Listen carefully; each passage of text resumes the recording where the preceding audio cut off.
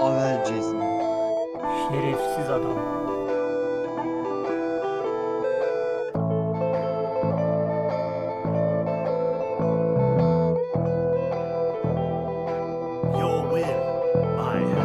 Hadi Fatci, ejder, vakti, korkma, gari, çalmaz, biri. Nerde yakalandın yine, ah be Fatci, ah be Fatci. Eyvah, ben yakalandım. Ejderi çaldırmam umarım.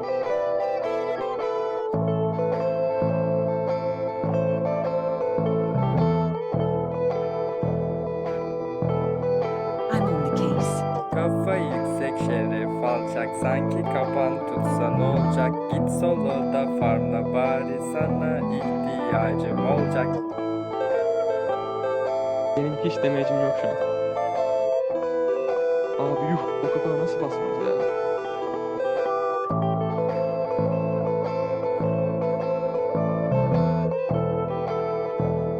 I decide what the tide will bring. Karnı açmış çocuğum, uyuması lazım. Bak geliyor yine, uyuması kullanması lazım. Tamam, o zaman ben yemek yiyeceğim için yürümüyorum. Kazanmak istiyorsak ben bu masaya geçeyim.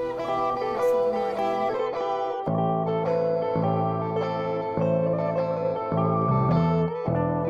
Kill your enemies. That will be fun.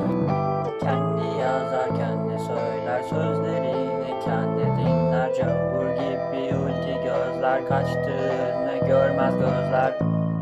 Abi bu adamı benim başımdan alın.